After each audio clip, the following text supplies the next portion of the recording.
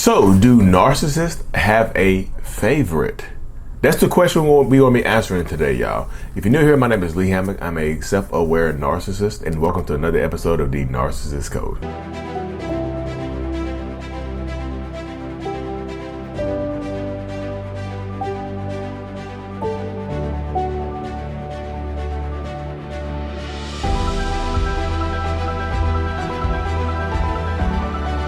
Beam. Welcome back, folks. Welcome back.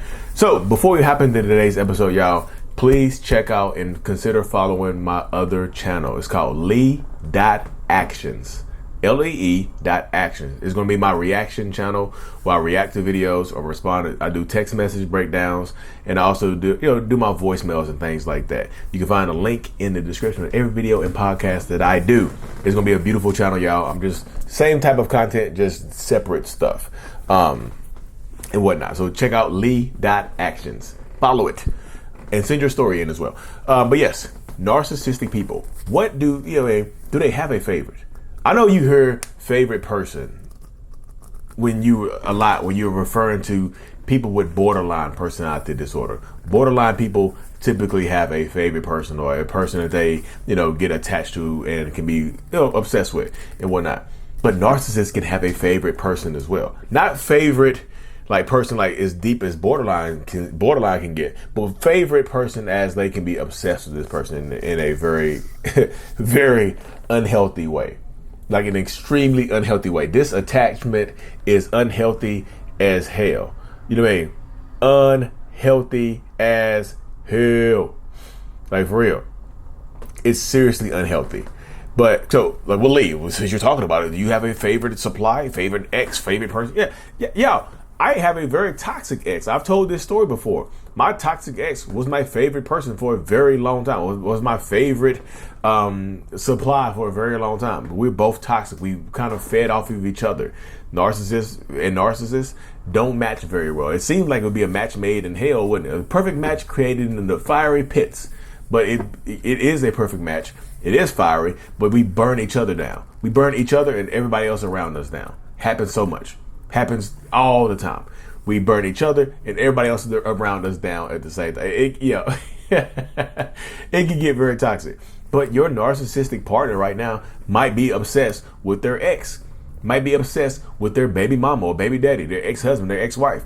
One of their kids. They could have a favorite person. Yeah, they could absolutely have a favorite form of supply that they're addicted to. Like if you have a narcissist that is addicted to their ex, that is still obsessed with their ex, they will either bash them, trash them, bash it, the old bash and trash. They'll either do that or they'll go the other direction. They'll worship them. They'll just be they'll talk about their ex in a very nice way to you. They'll make it seem like there's nothing, their ex could do nothing wrong. My ex is perfect. I have the perfect ex. But you know damn well that they don't have the perfect ex. They really don't. This happens so much. Like if you're in a relationship or if you're just getting to know somebody and you might think that they're narcissistic. If your relationship is fresh, 2, 3, 4 months in, year in, and they're still hyper focused on their ex, y'all, that is super red flaggy. Super red flaggy. Y'all see this right here? Super red flaggy. The flags are flying. The horns, the fire of Gondor is lit. It's red flaggy as hell. I'm not telling you to abandon ship, but I'm telling you to abandon ship because it can get very toxic very fast. Like, because if they're obsessed with their exes, if they have a favorite, and you can tell that they have a favorite, will they leave you for that favorite? Yes. No matter how deep y'all get into y'all's relationship, they will sometimes still leave you for their favorite person. And it has a little to do with you. It's just like, this is my obsession. This is my addiction. I'm addicted to this person. This is the one that got away. And you know that narcissists don't like to be alone. So if they have a one that got away, they can try to use you as a segue. They can absolutely use you as a placeholder until the other person tries to come back. Until the other person lets them back into their life, and then they will abandon you, discard you, no matter how many kids y'all have, no matter how many things y'all have going on. You know what I mean?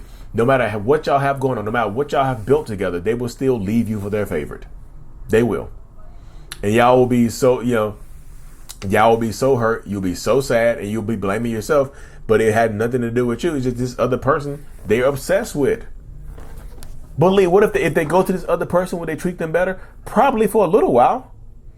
Probably to get back in their good graces. But just because they try to treat them well to get back into their good graces doesn't mean that it's going to be a permanent change of behaviors. I always try to tell people, when you don't focus on how they're treating someone else, focus on how they treated you. Because that helps you heal. How they're treating somebody else, like, well, Lee, they're treating the next person better. You can't control that. The only thing you can control from here going forward is how you were treated, right? That's the only thing that you have control over, is how you were treated. And maybe how to rebuild your boundaries up, how to have new, fresh boundaries, how to get to that point where you're not afraid to walk away early on in a relationship. To hell with them. To hell with them. It's new. This relationship is new. It's fresh. To hell with them early on. Like, you could tell that they're still obsessed with their ex. Their ex is their favorite. To hell with them. Because if you don't say to hell with them now, they're probably going to say to hell with you later on. If the doors of the church are reopened and then you allow them back into a new relationship with you, they're going to come and try to destroy you. They'll destroy you and leave you for their ex. They will leave you for their ex that they hated. The ex that they claim to hate, they will leave you for. Believe they say they hated their ex, and their ex is this, their ex is that, and they left me for them. What does that mean? It means that they were lying to you. If they were lying to you, so that you would think negatively of their ex, so you wouldn't suspect anything. If the relationship started to heat up behind the scenes, you wouldn't expect anything. You would just be like, you'd be just deadly shocked, like you are now, that you got left for their ex that they were obsessed with. Obsession doesn't always have the obvious signs. The signs that this person is their favorite. If let's just say they broke up with their ex, right? Let's just say your narcissistic partner broke up with their ex, and they left their ex. The ex has been broken up with and everything, right? But they just still are stalking their social media. Like, you see them at night, they're looking at their social media from a fake page. Their ex has them blocked, but they created a fake page to stalk their ex. You don't think that's obsession or stalkerish? You don't question that? I mean, you don't have to ask them a question, because they're going to make something up. They'll lie to you. But you yourself, ask yourself this question, because asking yourself these questions help you heal. Asking a narcissist these questions ain't going to do nothing for you. Asking yourself these questions at least allows you the opportunity to heal. At least allows you the chance to heal. Give yourself a damn chance. Like, give yourself a shot. Damn. At least a little bit of shot. At least a little shot. Damn. Come on. This is where the healing happens at, y'all. This is where, like, when I'm telling y'all, when I'm just saying, hey, it's healing season. It's time to heal. It's time to get past this. It's time to grow. This is where it comes into play at. Like, if they still are obsessed with, well, Lee, what can I do to make them treat me better and stop being obsessive over their ex? Sometimes there's nothing you can do. You can't make a narcissist treat you better. If you think you're dealing with a narcissist and they're pathological, there's nothing you can do to make them treat you better unless you are able to enforce some type of boundary and or have some type of leverage to get them to move. You have to have some type of leverage to get them to move and to shake. You have to have some type of leverage on this person to get them to adjust. You see what I'm saying? You have to. If you don't have, If you don't have any type of leverage, then why would they listen to you? Like, why? Why would they listen to anything that you have to say? That's what I'm telling you. You have the power. You have the strength in these situations to empower yourself to be able to move forward, to be able to grow, to be able to heal. It's on you. You have the power. It's on you. You have the strength. It's on you. Because the narcissist in your life is only going to do what benefits them. And a lot of times it benefits them to have their favorites. And are they always going to leave you for one of their favorites? Are they always going to leave you for one of their favorites? No, they're not always going to leave you for one of their favorites. They're not going to do that. Sometimes their favorite or their ex is out of reach. They'll never get them back. Their ex has blocked them and went no contact with them, right? But that doesn't stop them from being obsessive.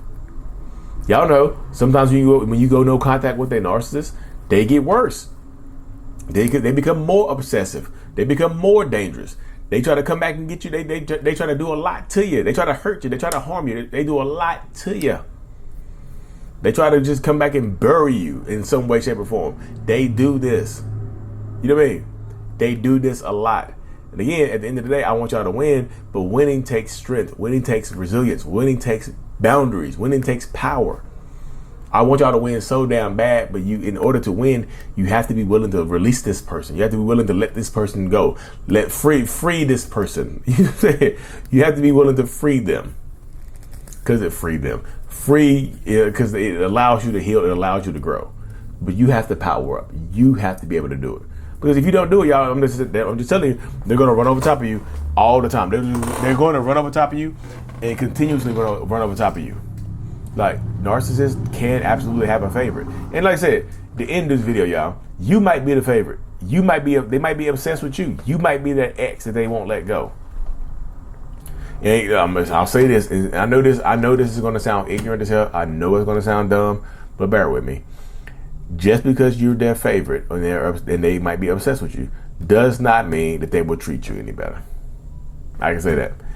Just because you're their favorite does not guarantee any type of preferential treatment or any type of better behaviors. They still will cheat on you. They still will beat on you. They still will manipulate you and gaslight you and demean you. Just because they think you're their favorite does not mean that they will treat you any better.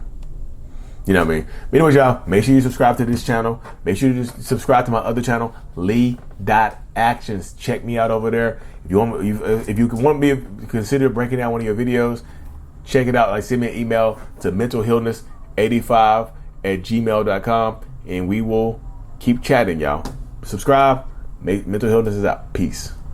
Thank you so much for making it to the end of my video. I am extremely grateful for you. Have no idea. If you haven't already, make sure you go ahead and subscribe to the channel. Helps reach more people. And click on the screen to watch another video or to browse through another playlist. There's also a link on the screen to check out my courses and my support groups to help you heal and understand what you've been through. Thank you so much again. I will see you in the next video. Peace.